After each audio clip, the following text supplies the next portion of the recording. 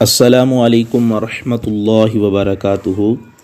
سیدنا کریم صلی اللہ تعالی علیہ وآلہ وسلم۔ کل ہم نے آپ کے سامنے فرض علوم کی اہمیت اور افادیت بیان کی تھی، اور آج انشاءاللہ عز و جل ہم آپ کے سامنے فرض علوم میں سے پہلی جو چیز ہے یعنی توحید کا باب، اس کے بارے میں چند گزارشات پیش کریں گے۔ سب سے پہلے تو آپ یہ جان لیں کہ توحید کا معنی یعنی کیا ہے۔ توحید جو ہے یہ وحدت سے بنا ہے، جس کا معنی ہے ایک کو ماننا اور ایک سے زیادہ ماننے سے انکار کرنا۔ اور ائمہ لغت نے توحید کی تعریف اس طرح کی ہے کہ توحید الوحدۃ سے بنا ہے، جو باب تفعیل کا مصدر ہے، اور اس سے مراد کسی کو یا کسی چیز کو ایک قرار دینا۔ اللہ کی توحید سے مراد یہ ہے کہ اس چیز کا اعتقاد رکھنا کہ اللہ تعالیٰ اپنی ذات، اپنی صفات اور افعال میں واحد و یکتا ہے، ان میں سے اس کا کوئی شریک نہیں ہے اور نہ ہی کوئی اس کے مشابہ اور مثل ہے۔ توحید کی اصطلاحی یا شرعی تعریف یہ ہے، یا اصطلاح میں اس کی شرعی تعریف یہ ہے کہ یہ عقیدہ رکھنا توحید ہے کہ اللہ تعالیٰ اپنی ذات، اپنی صفات اور جملہ اوصاف و کمالات میں یکتا و بے مثال ہے، اس کا کوئی ساتھی یا کوئی ساجی یا شریک نہیں ہے، کوئی اس کا ہم پلہ یا ہم مرتبہ نہیں ہے۔ تو یہ ساری چیزیں جو ہیں یہ توحید میں آ جاتی ہیں۔ اسی طرح یہ بھی یاد رکھنا چاہیے کہ توحید اسلام کا اولین عقیدہ ہے۔ اس کی روح سے ساری کائنات کا خالق اور مالک حقیقی ایک اللہ تبارک و تعالی ہے، نہ اس کی ذات میں کوئی شریک ہے، نہ صفات میں، نہ اسماء میں، نہ افعال میں، اور نہ ہی اوامر میں۔ سب مخلوق ہر حال میں ہر وقت اسی کے لطف و کرم کی محتاج ہے۔ وہ سب پر غالب ہے، جو چاہے جب چاہے کرے، کوئی اس کے ارادے کو ٹال نہیں سکتا۔ اس کے مقابلے کی کسی میں کوئی تاب نہیں۔ جس کے پاس بھی جو تھوڑی یا بہت طاقت ہے، اللہ کی دی ہوئی ہے۔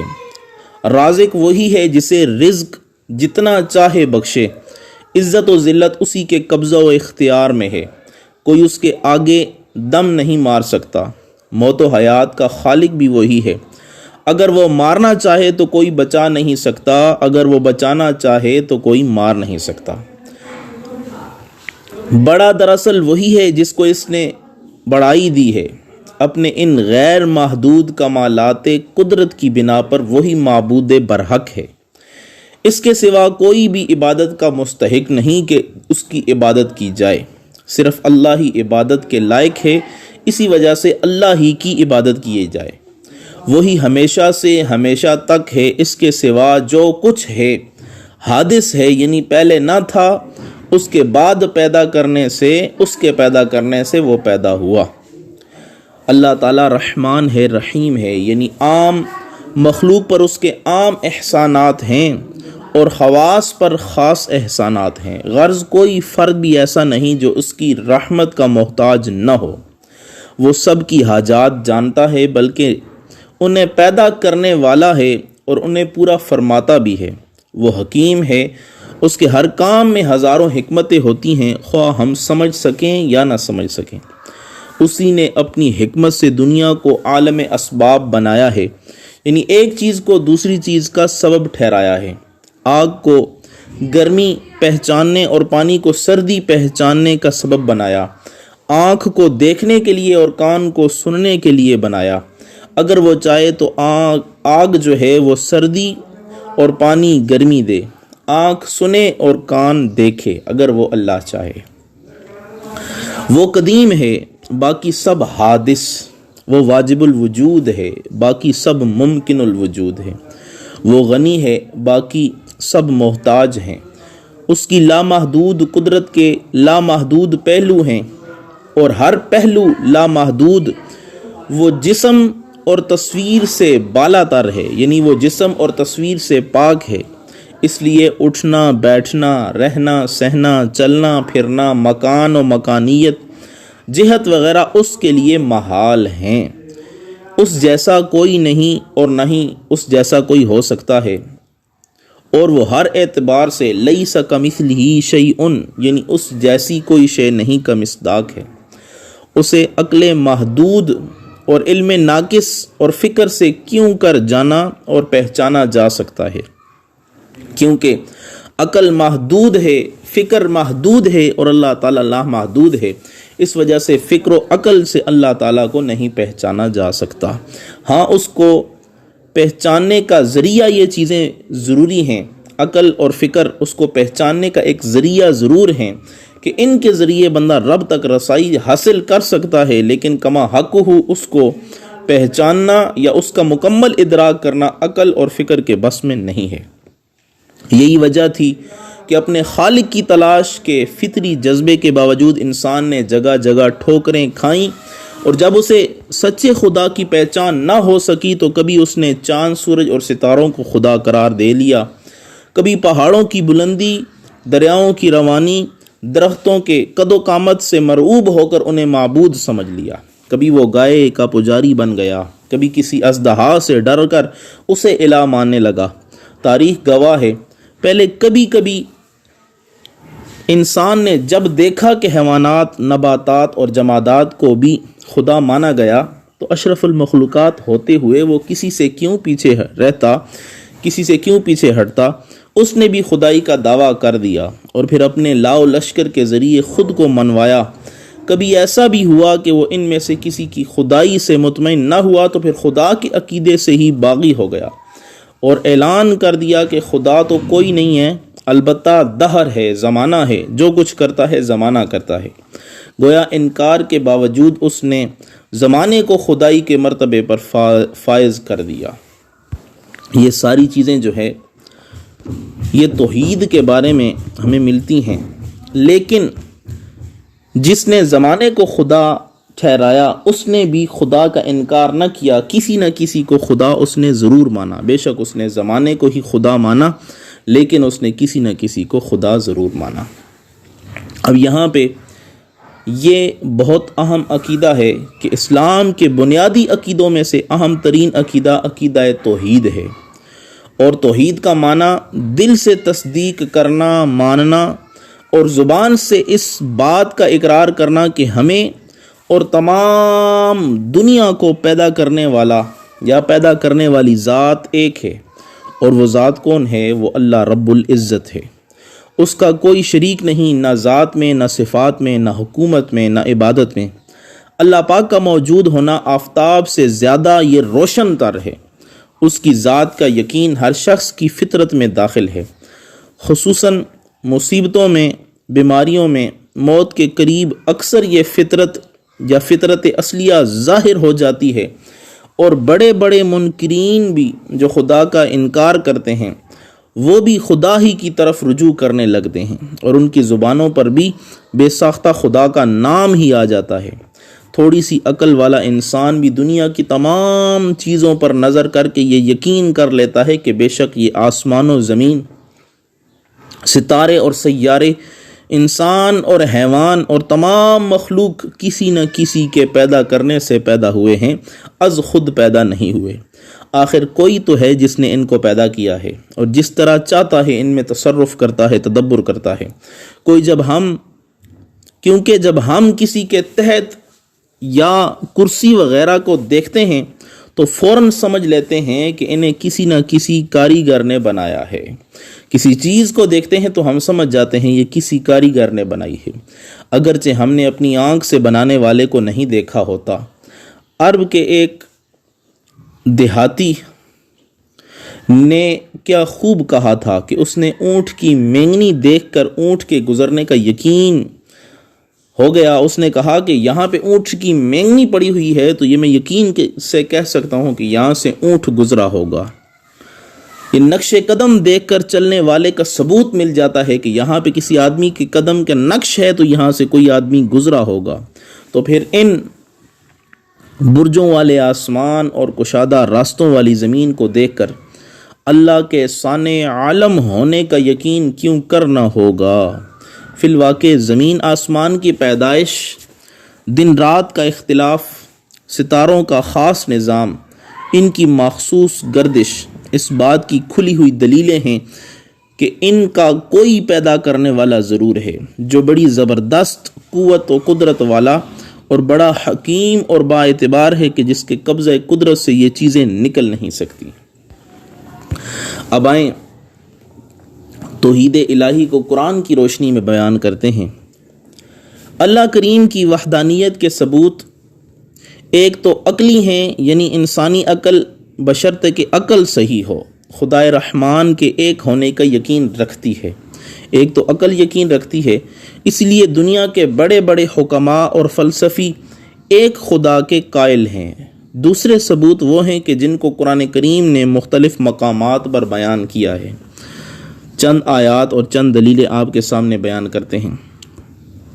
سورہ بقرہ کی آیت نمبر 163 میں اللہ تعالیٰ ارشاد فرماتا ہے، بسم اللہ الرحمن الرحیم، وَإِلَٰهُكُمْ إِلَٰهٌ وَاحِدٌ لا الہ الا هو الرحمن الرحیم، اور تمہارا معبود ایک معبود ہے، اس کے سوا کوئی معبود نہیں مگر وہی بڑی رحمت والا مہربان. اسی طرح سورہ آل عمران کی آیت نمبر 18 میں اللہ فرماتا ہے، شہد اللہ انہ لا الہ الا هو والملائکۃ وَأُولُو العلم قائما بالقسط. اللہ نے گواہی دی ہے کہ اس کے سوا کوئی معبود نہیں، اور فرشتوں نے اور عالموں نے انصاف سے قائم ہو کر، یعنی فرشتوں نے بھی گواہی دی، عالموں نے بھی گواہی دی کہ اللہ واحد و یکتا ہے. اسی طرح سورہ انبیاء کی آیت نمبر 22 میں اللہ فرماتا ہے، لو کان فیہما آلہۃ الا اللہ لفسدتا. اگر آسمان و زمین میں اللہ کے سوا کوئی اور خدا ہوتے تو ضرور تباہ ہو جاتے، یعنی اس پوری کائنات میں صرف ایک خدا ہے.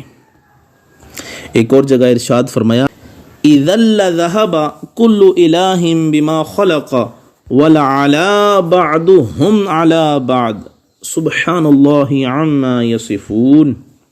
یوں ہوتا تو ہر خدا اپنی مخلوق لے جاتا اور ضرور ایک دوسرے پر اپنی برتری چاہتا. پاکی ہے اللہ کو ان باتوں سے جو یہ بناتے ہیں. ان آیات سے یہ بات معلوم ہوتی ہے اللہ پاک کے ایک ہونے کا یقین ہر شخص کو ہونا چاہیے. آئیں اب جانتے ہیں کہ اللہ تعالیٰ کے متعلق ہمارے کیا عقائد ہونے چاہیے. سب سے پہلے یہ سوال ہے کہ توحید کسے کہتے ہیں؟ یاد رکھیں، توحید کا لغوی معنی ایک ماننا. شریعت میں توحید سے مراد دل سے تصدیق، زبان سے اس امر کا اقرار کرنا کہ ہماری اور تمام عالم کی پیدا کرنے والی ذات ایک ہے. پوری دنیا کو پیدا کرنے والی اور ہمیں پیدا کرنے والی ذات صرف ایک، اور وہ ذات اللہ رب العزت ہے. اس کا کوئی شریک نہیں، نہ ذات میں، نہ حکومت میں، نہ عبادت میں، نہ صفات میں، نہ اسماء میں. اللہ پاک کے موجود ہونے پہ کیا دلیل ہے؟ اللہ پاک کا موجود ہونا آفتاب سے زیادہ روشن تر ہے، اور اس کی ہستی کا یقین ہر شخص کی فطرت میں داخل ہے. خصوصاً مصیبتوں میں، بیماریوں میں، موت کے قریب اکثر یہ فطرت اصلیہ ظاہر ہو جاتی ہے کہ بڑے بڑے منکرین بھی خدا ہی کی طرف رجوع کرنے لگتے ہیں، اور ان کی زبانوں پر بھی بے ساختہ خدا کا نام آ ہی جاتا ہے. دنیا کن چیزوں سے خدا کی ہستی کا پتہ چلتا ہے؟ دنیا کی کن چیزوں سے خدا کی ہستی کا پتہ چلتا ہے؟ تھوڑی سی عقل والا انسان بھی دنیا کی تمام چیزوں پر نظر کر کے یقین کر لے گا کہ بے شک یہ آسمان و زمین، ستارے اور سیارے، انسان و حیوان اور تمام مخلوق کسی نہ کسی کے پیدا کرنے سے پیدا ہوئے ہیں. ایک عرب بدو یا ایک عربی دیہاتی جو ہے وہ ایک مینگنی سے یہ پتہ لگا لیتا ہے کہ یہاں سے اونٹ گزرا ہے، انسان کے قدم کے نقش سے پتہ لگا لیتا ہے کہ یہاں سے انسان گزرا ہے، تو یہ پوری کائنات کو دیکھ کر ایک عقل مند انسان کہہ سکتا ہے کہ اس کو پیدا کرنے والا کوئی نہ کوئی ضرور موجود ہے۔ ایسا نہیں ہے کہ یہ خود پیدا ہو گئی ہے، بلکہ یہ کائنات خود پیدا نہیں ہوئی، کسی کے پیدا کرنے سے ہوئی ہے، اور وہ جس نے پیدا کی ہے وہ کون ہے؟ وہ خالق کائنات ہے۔ پھر آگے یاد رکھیں کہ توحید کے کتنے مرتبے ہیں۔ توحید کے جو ہے وہ 4 مرتبے ہیں۔ پہلا، اللہ پاک کے سوا کسی کو واجب الوجود نہ سمجھنا، تمام روحانی اور مادی عالم کا خالق سوائے اللہ پاک کے کسی کو نہ جاننا۔ نمبر 3، آسمان و زمین اور ان کے درمیان کی چیزوں میں تمام تدبر اور تصرف کو اللہ کریم ہی کی ذات کے ساتھ محسوس سمجھنا۔ نمبر 4، اللہ پاک کے سوا کسی کو مستحق عبادت نہ سمجھنا۔ اس کے علاوہ اللہ پاک کا ذاتی اور صفاتی نام کیا ہے؟ تو خدائے پاک کا ذاتی نام اللہ، اور اس میں ذات بھی کہتے ہیں، اور اللہ تعالیٰ کے سوا یعنی لفظ اللہ کے سوا اور جتنے بھی نام ہیں وہ سارے کے سارے اللہ تعالیٰ کے صفاتی نام ہیں، اسے اسماء صفات بھی کہتے ہیں۔ اب ایک سوال یہ پیدا ہوتا ہے کہ رب کے کتنے نام ہیں؟ تو اس کے بے شمار نام ہیں۔ حدیث میں آتا ہے اللہ کریم کے 99 نام ہیں، جس کسی نے یاد کر لیے وہ جنتی ہوا۔ ان ناموں کے علاوہ بھی اور بہت سے نام ہیں۔ اللہ کریم کے لیے ایسا نام مقرر کرنا جو قرآن و حدیث میں نہ آیا ہو جائز نہیں ہے، جیسے خدا کو سخی یا رفیق کہنا۔ اسی طرح دوسری قوموں میں جو اس کے نام مقرر ہیں اور خراب معنی رکھتے ہیں، یہ بھی اس کے لیے یعنی اللہ تعالیٰ کے لیے مقرر کرنا ناجائز ہے، جیسے خدا کو رام یا اسی طرح کرشنا یا اس طرح کے کچھ اور نام جو ہے وہ دیوتا یا اس طرح کے نام جو ہے وہ اللہ تعالیٰ کو دینا جائز نہیں ہے۔ دنیا کی چیزیں پیدا اور فنا کرنے والا کون ہے؟ تو آپ اس سوال کا جواب جانتے ہیں کہ وہ صرف خالق کائنات ہے۔ اب اس کے بعد یہ بات یاد رکھیں کہ یہ جو ہے اللہ تعالیٰ کے بارے میں جو ہمارے عقائد تھے،